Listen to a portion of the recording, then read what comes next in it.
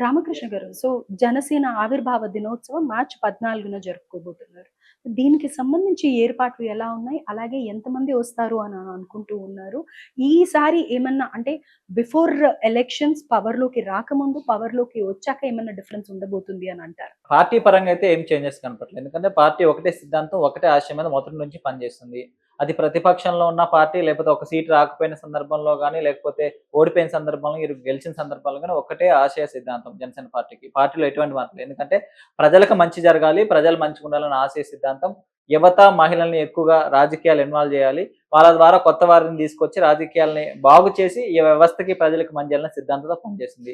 అంతకుముందు 10 సంవత్సరాలైనా జరిగింది. ఇప్పుడైనా జరుగుతుంది. కానీ కొంత మార్పు ఏం కనిపిస్తా ఉందంటే, పవర్‌లోకొచ్చిన తర్వాత నిజమైన నాయకత్వం పవన్ కళ్యాణ్ గారు గాని, మాతో పాటు ఉన్న 21 మంది ఎమ్మెల్యేలు గాని, కార్పొరేషన్ చైర్మన్‌లు గాని, ఒక ఎమ్మెల్సీ గాని, 2 ఎంపీలు గాని, వీళ్ళందరూ ప్రజలకు చేసే మంచి మాత్రం మార్పు కనపడతా ఉంది. ప్రతిపక్షంలో ఉన్నప్పుడు అదే పార్టీ పవర్‌లో లేనప్పుడు కొంత లిమిటేషన్ ఉండేది. ఎందుకంటే ప్రభుత్వంలో మనం ఇన్వాల్వ్ అయ్యలేం కాబట్టి ప్రజలకు మంచి చేయడంలో మా సొంత డబ్బులు తీసుకునో, లేకపోతే ప్రభుత్వాన్ని ప్రశ్నించో, ప్రభుత్వం మీద పోరాటాలు చేసో ప్రజలకు మంచి చేశాం. ఈరోజు ప్రభుత్వంలో మేమే ఉన్నాం కాబట్టి ప్రభుత్వ వనరుల్ని, అదేవిధంగా ప్రభుత్వ డబ్బుల్ని, ప్రభుత్వాల్లో ఉన్న అనేక సదుపాయాల్ని ప్రజలకి మంచిగా చేరవేస్తున్నాం. అదొక్కటైతే కనపడతా ఉంది. ఈరోజు మీరు చూసినట్లయితే పవన్ కళ్యాణ్ గారు మనకే ఒక మనిషిగా, ఒక యాజ్ ఎ సిటిజన్‌గా మనకే ఒక సిగ్గుపడాల్సిన సందర్భం ఏంటంటే 70 సంవత్సరాలు ఈరోజు స్వాతంత్రం వచ్చిన ఈ సందర్భంలో గూడా కొన్ని చాలా విలేజ్‌లకి రోడ్లు లేవనే పరిస్థితి అర్థం చేసుకున్నాం. అంటే 70 హ్మ్. సంవత్సరాల నుంచి అక్కడ పనిచేసిన ప్రజాప్రతినిధులు, ఎమ్మెల్యేలు, ఎంపీలు గాని, రాష్ట్రానికి ముఖ్యమంత్రులు ఉన్నా గాని అన్ని విలేజ్‌లకి రోడ్లు లేని పరిస్థితి. ఈరోజు పవన్ కళ్యాణ్ గారు పంచాయతీ రాజ్ యాక్ట్ తీసుకున్న తర్వాత అలాంటి మారుమూల పల్లెలకు గూడా ఈరోజు రోడ్లేసారు. ఎందుకంటే వాళ్ళు ఇన్ని సంవత్సరాలలో విద్య కోసం, వైద్యం కోసం, అదేవిధంగా ఏ ఎమర్జెన్సీ కోసం ఎన్ని ఇబ్బందులు పడటం మీరు ఆలోచించుకోవాల్సిన సందర్భం ఉంది. ఎవరైనా గర్భిణీతో ఉన్న స్త్రీని హాస్పిటల్‌కి తీసుకెళ్ళాలని పరిస్థితి. కానీ పవన్ కళ్యాణ్ గారు లాంటి ఒక నిబద్ధత గల నాయకుడికి ఈ యొక్క అధికారం దక్కితే ఏ విధంగా ఉంటది? ఏ విధంగా మార్పు? ఈరోజు రోడ్లు చూసినట్లయితే గ్రామంలో అన్ని కూడా స్వపరిపాలన, ఏదైతే స్వరాజ్యం, గ్రామ స్వరాజ్యం అని గాంధీజీ గారు ఏదైతే చెప్పారో దాన్ని ఈరోజు పవన్ కళ్యాణ్ నెరవేరుస్తా ఉన్నారు. గ్రామాలకు పవర్లు ఇస్తా ఉన్నారు. సర్పంచులకు పవర్లు ఇస్తా ఉన్నారు. ఎవరి గ్రామాల్లో వాళ్ళు అభివృద్ధి చేసే విధంగా నిధులు ఇస్తా ఉన్నారు.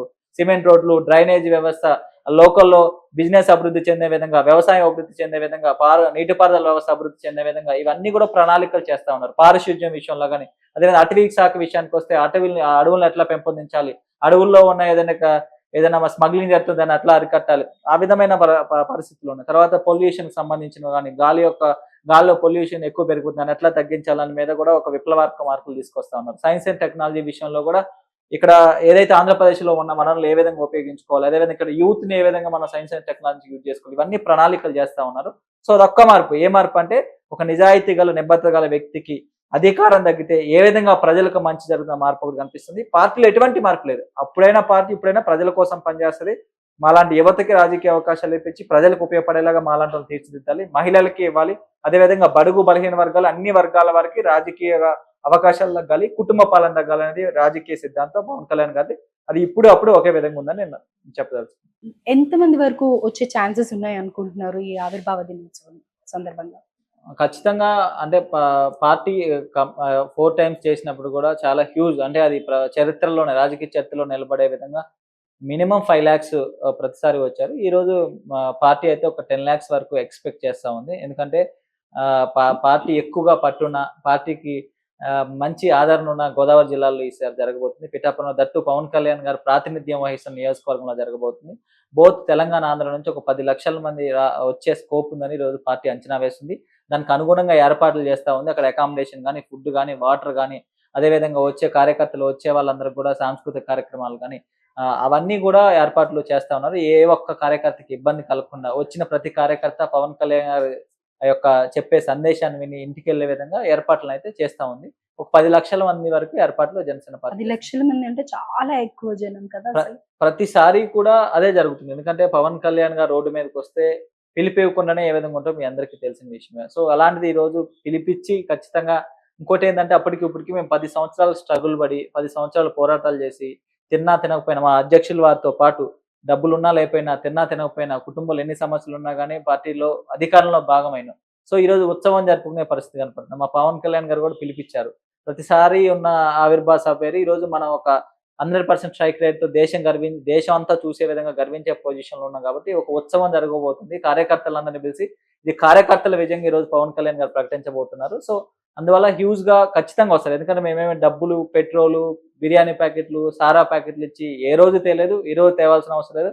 ఒక ఆశయ సిద్ధాంతం కోసం పవన్ కళ్యాణ్ గారి నాయకత్వంలో పనిచేసే ప్రతి కార్యకర్త కూడా ఆ యొక్క సభకి హాజరవబోతున్నారు. సో ఏదో ఎర్ర చూపించి తెప్పించుకునే పర్సన్స్ కాదు. ప్రేమ, అభిమానం, పార్టీ అంటే ఇష్టం ఉన్న వాళ్ళందరూ వస్తారు అని అంతే. అనుకుంటున్నాను. ఆబ్వియస్లీ మా పార్టీలో పనిచేసే ప్రతి ఒక్కరు కూడా అదే పరిస్థితి. ఆశయ సిద్ధాంతం కోసం పవన్ కళ్యాణ్ గారి నాయకత్వంలో ప్రజలకు మంచి జరగాలనే ఒకే ఒక నిబద్ధతతో పనిచేస్తా సో ఉంటాం. ఇప్పటి వరకు ఒక లెక్క, ఇప్పటి నుంచి ఒక లెక్క అన్న టైపా? ఆల్రెడీ అయిపోయింది. ఎందుకంటే ఈ సంవత్సర కాలంలోనే ప్రజలందరూ, దేశ ప్రజలు, 2 తెలుగు రాష్ట్రాల ప్రజలు ఆల్రెడీ చూస్తా ఉన్నారు. పవర్ రాకముందు పవన్ కళ్యాణ్ దేనికి పనికిరాడు, ఆళ్ళు పవన్ కళ్యాణ్ రాజకీయ నాయకుడా, పవన్ కళ్యాణ్ ఆళ్ళ జనసేన పార్టీ అని మాట్లాడినారు. ఈరోజు మొత్తం చూస్తా ఉన్నారు. ప్రజలకు ఏ విధంగా నేషనల్ మంచిది, వైడ్ గా నేషనల్ పేరు. వైడ్ గా చూస్తా ఉన్నారు. సో ఆల్రెడీ లెక్క మారిపోయింది. ఇక భవిష్యత్తులో కూడా చాలా లెక్కలు మారిపోతా ఉంటాయి. ఖచ్చితంగా తెలంగాణలో, ఆంధ్రాలో కూడా ఒక ఉన్నతమైన స్థానంలో జనసేన ఉంటది. ప్రజలకి సేవ చేసుకునే ఒక రైట్. బలమైన coming to Shakti. That point, ఇప్పుడు నేషనల్ వైడ్ గా పేరొచ్చింది. అంటే తెలంగాణలో ఏ ఏరియాస్ లో జనసేన పార్టీ స్ట్రాంగ్ గా ఉంది అని అంటారు? అదే మీకు మొదట చెప్పినట్లే జనసేన పార్టీ అనేది ఒక ఆశయ సిద్ధాంతం కోసం పుట్టిన పార్టీ. అంటే వ్యవస్థలో మార్పు జరగాలి, ట్రాన్స్‌పరెన్సీ, జవాబుదారీతనంగానే పారదర్శకత ఉన్న పార్టీగా జరగాలని చెప్తున్నారు. మొన్న పవన్ కళ్యాణ్ గారు ప్రకటించారు. అంటే పవన్ కళ్యాణ్ గారితో ఉన్న మేమంతా అందరూ చెప్తా ఉన్నాం. ఎన్ని పంచాయతీరాజ్ శాఖలో గాని ఆయన 3 శాఖలు నిర్వహిస్తున్న 3 శాఖల్లో గాని చాలా ట్రాన్స్‌ఫర్ జరిగింది. ఒక్క రూపాయి కూడా తీసుకోకుండా తెలుసు, మీకందరికీ తెలుసు. ప్రభుత్వం అన్నాక డబ్బులు తీసుకొని ట్రాన్స్‌ఫర్ చేస్తారని. ఒక్క రూపాయి జరగకుండా అంత ట్రాన్స్‌పరెంట్‌గా జరిగింది. అదే విధంగా అకౌంటబిలిటీ, జవాబుదారితనం. ఒక తిరుపతిలో అక్కడ ఉన్న కొంత అధికారులు వాళ్ళ అలసత్వం వల్ల జరిగిన ఏదైతే ఇన్సిడెంట్లు, తొక్కిసలాటలో కొంతమంది చనిపోతే పవన్ కళ్యాణ్ గారు వాళ్ళ కాళ్ళు పట్టుకొని క్షమాపణ చెప్పారు. అంటే జవాబుదారితనం. అంటే ఆ పారదర్శకత, జవాబుదారితనం ప్రజలకు ఉండాలి. మనం హ్మ్. చేసే ప్రతి పనిలో కూడా ట్రాన్స్‌పరెన్సీతో ప్రజలు చూపారు. ఇదిగోండి మేమెంత డబ్బులు మీ దగ్గర నుంచి తీసుకున్నాం, మేమెంత డబ్బులు ఖర్చు చేసినాం, ప్రభుత్వం ఈ విధంగా నడుస్తుంది అని పారదర్శకత, జవాబుదారితనం. ఏదైనా తప్పు జరిగినా గాని ప్రజలొచ్చి అడిగితే మనం సమాధానం చెప్పాలి.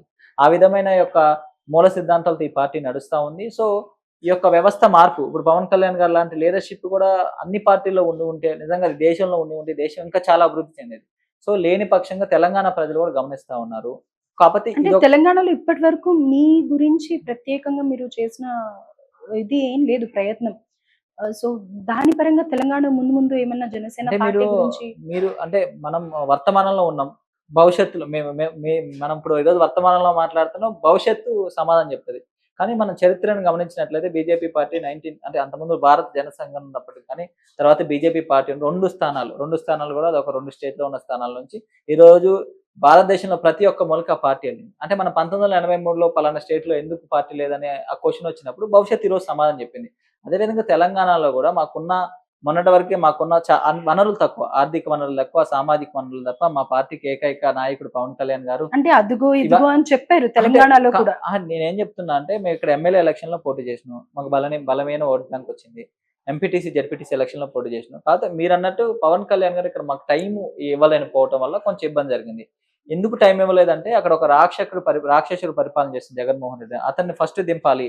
ముఖ్యంగా ఆంధ్రప్రదేశ్‌కి నా అవసరం ఎక్కువుంది. హ్మ్. తెలంగాణకు కూడా అవసరం ఉంది. కానీ ఫస్ట్ ప్రియారిటీ ఎక్కడుందనే విషయంలో అక్కడ ఎక్కువ టైమ్ ఇచ్చారు. సో కొంచెం ఇక్కడ పవన్ కళ్యాణ్ గారు ఇప్పుడు టైమ్ ఇవ్వబోతా ఉన్నారు. ఇక్కడ కూడా తెలంగాణలో కూడా చాలా మార్పు జరగాల్సిన అవసరం ఉంది. ఎందుకంటే అవినీతి, కొండలు తినేసే అవినీతి ఇక్కడ ఉంది. కాళేశ్వరం ప్రాజెక్ట్‌లోనే గత ప్రభుత్వం 15,000 కోట్ల రూపాయలదండి. ఈరోజు రేవంత్ రెడ్డి ప్రభుత్వంలో కూడా ఎటువంటి కమిషన్ లేకుండా ఏ పని జరగలేని పరిస్థితి ఉంది. ప్రజలు చాలా ఇబ్బందులు చేస్తా ఉన్నారు. విద్య దారుణమైన పరిస్థితిలో ఉంది. వైద్యం దారుణమైన పరిస్థితిలో ఉంది. సో ఇవన్నిటికి తెలంగాణలో కూడా జనసేన పార్టీ అవసరం ఉంది. ఆ విధంగా జనసేన పార్టీ అడుగులు ఇప్పటి వరకు కూడా పార్టీ ఉంది. కాకపోతే మీరన్నట్టు ఒక బలీయమైన శక్తిగా లేదు. కానీ కమింగ్ డేస్‌లో మీరు అది చూడబోతున్నారు. ఒక ఎన్నికల ప్రక్రియకొస్తే కమింగ్ జీహెచ్ఎంసీ ఎలక్షన్‌లో గాని, ఖమ్మం, వరంగల్ కార్పొరేషన్ ఎలక్షన్‌లో కూడా బలంగా పోటీ చేయబోతున్నాం. ఖచ్చితంగా ఏ విధంగా అయితే అక్కడ 100% స్ట్రైక్ రేట్‌తో అసెంబ్లీలో మా ఎమ్మెల్యేలు అడుగు పెట్టారో, తెలంగాణలో 2028లో జనసేన పార్టీ యొక్క ఎమ్మెల్యేలు తెలంగాణ అసెంబ్లీలో ఉండబోతున్నారు. ఎందుకంటే పవన్ కళ్యాణ్ గారికి సైద్ధాంతిక కార్యకర్తలు, అభిమానులు 2 రాష్ట్రాల్లో ఉన్నారు. ఈవెన్ కర్ణాటక, తమిళనాడులో కూడా ఉన్నారు. కాకపోతే ఆర్గనైజేషనల్ స్ట్రక్చర్ పరంగా కొంత గ్రేటర్ హైదరాబాద్ గాని, ఖమ్మం గాని, వరంగల్ గాని, నల్గొండ గాని, మహబూబ్ నగర్ గాని ఇట్లా కొన్ని ప్రాంతాల్లో బలీయమైన శక్తి ఉంది. ముఖ్యంగా గ్రేటర్ హైదరాబాద్, ఖమ్మం, నల్గొండలో మాత్రం ఖచ్చితంగా పార్టీ చాలా బలంగా ఉంది. మహబూబ్ నగర్‌లో కూడా చాలా బలంగా ఉంది. రంగారెడ్డి ఏరియాలో కూడా చాలా బలంగా ఉంది. సో మీరు కూడా మొన్న రీసెంట్‌గా జరిగిన ఎలక్షన్స్‌లో పార్టిసిపేట్ చేశారు కదా! దాని గురించి చెప్పండి. అంటే మీకిందాక చెప్పినట్లు పార్టీ వాట్ ఈస్ డిఫరెన్స్ ఏంటి మీ పార్టీకి అని మాట్లాడారు కదా! నేను ఒక యువకుడిని, ఏదో ఒక విద్యార్థి విభాగం కార్యకర్తగా ఉస్మానియా యూనివర్సిటీ సెంట్రిక్‌గా విద్యార్థి ఉద్యమాలు చేసుకుంటూ జనసేన పార్టీ తరపున ఒక 10 సంవత్సరాల నుండి పనిచేసిన వ్యక్తిగా నన్ను పవన్ కళ్యాణ్ గారు గుర్తించారు. అంటే మాలాంటి యువత, మధ్యతరగతి యువత రాజకీయాల్లోకి వస్తేనే వ్యవస్థ మారుతది. కమిట్మెంట్ ఉన్న వ్యవస్థ, నిజంగా ప్రజల సమస్యలు తెలిసిన వ్యక్తి రాజకీయాలు మారుతారని నమ్మారు కాబట్టి ఈరోజు మీరు అలయన్స్‌లో ఇచ్చారు మళ్ళీ. ఏదో పవన్ కళ్యాణ్ గారు ఏదో బీఫామ్ అందరికి ఇచ్చినట్లు కాదు కదా! బీజేపీ పార్టీ అలయన్స్‌లో ఖమ్మం టౌన్‌లో, ఖమ్మం ఏదైతే ఖమ్మం జిల్లా కేంద్రం ఖమ్మం టౌన్‌లో నాకు టికెట్ ఇవ్వడం జరిగింది. దాన్ని నిరూపించుకుని మా సార్ కూడా ఆ రోజు ఒకటే చెప్పారు. సరే మనం చాలా ఇప్పుడు ఒక రాజకీయ పార్టీ నడపడం గాని, లేకపోతే పోటీ చేయడానికి గాని చాలా సర్కమ్‌స్టాన్సెస్ ఉంటాయి. మనకున్న సర్కమ్‌స్టాన్సెస్‌లో ఉన్న పరిస్థితుల్లో మనం గెలిచే అవకాశం లేదు. అందరికీ ఓపెన్ సీక్రెట్. ఆ రోజు బీఫామ్ ఇచ్చే రోజు మా పవన్ కళ్యాణ్ గారు. కానీ ఆ రోజు ఒకటే మాట చెప్పారు. నీకెన్ని ఓట్లొస్తాయి, ఎంత పర్సెంట్ ఆఫ్ ఓట్లొస్తాయి నేను అడగను. కానీ నువ్వు ఒకటే, అక్కడ ప్రజా సమస్యల తరపున నిలబడగల నాయకత్వం జనసేన పార్టీకి ఉంది. జనసేన పార్టీ అందించిందని నువ్వు నిరూపించుకో. అంతే. ఆ ఒక్క మాట ఆయన చెప్పారు. పోరాడే శక్తి పార్టీకి ఉంది. మన సిద్ధాంతాలను, విధానాలను ప్రజల్లోకి తీసుకెళ్ళని చెప్పారు. ఆ సిద్ధాంతాలను, విధానాలను తీసుకెళ్ళడం ఖచ్చితంగా సక్సెస్ అయినాం.